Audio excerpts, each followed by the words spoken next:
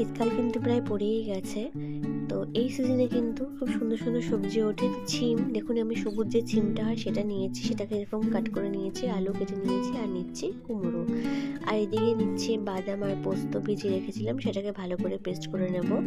আর তার আগে বলি, আমার গলার ভয়েসটা কিন্তু খুব একটা ভালো নেই, ঠান্ডা লেগেছে, তার সাথে জ্বরও আছে, তো একটু বেটার, তাই এখন ভয়েস দিচ্ছি।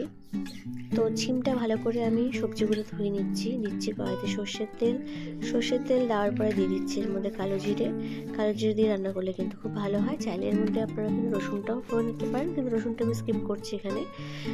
ভালো করে কালো জিরে ফোড়নের গন্ধ বেরোনোর পরে কিন্তু কেটে রাখা সবজিগুলো আমি শুধু এখানে ছিম, আলু আর কুমড়োই দিচ্ছি, দিয়ে দিচ্ছি অল্প একটু হলুদ গুঁড়ো আর হাফ চামচ লবণ দিয়ে ভালো করে নাড়াচাড়া করে একটুখানি ভেজে নেব।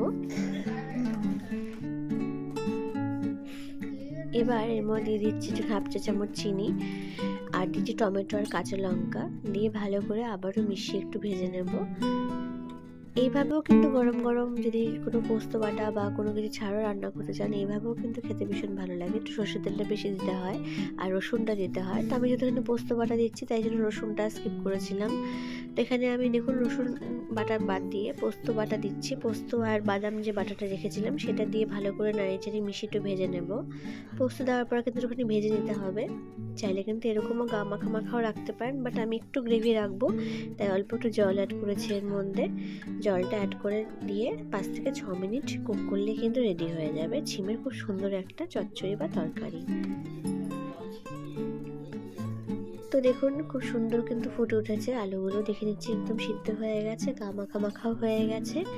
এবার আমার রান্নাটা কিন্তু একদম রেডি। জাস্ট নামানোর আগ দিয়ে দেবো হচ্ছে এখানে সর্ষের তেলটা কিন্তু খুব ভালো হয় দিলে, রান্নাটা কিন্তু আলাদা একটা টেস্ট চলে আসে। আর দিয়ে দিচ্ছি ধনেপাতা কুচি। তৈরি হয়ে গেল শীতকালের দুপুরে গরম গরম ধোয়াটা ভাতের সাথে এই ছিমের চচ্চড়ি বা ছিম পোস্ত যেটাই বলি না কেন, খেতে কিন্তু ভীষণই ভালো লাগবে। অবশ্যই বলবো ট্রাই করার জন্য, একটু ঝাল।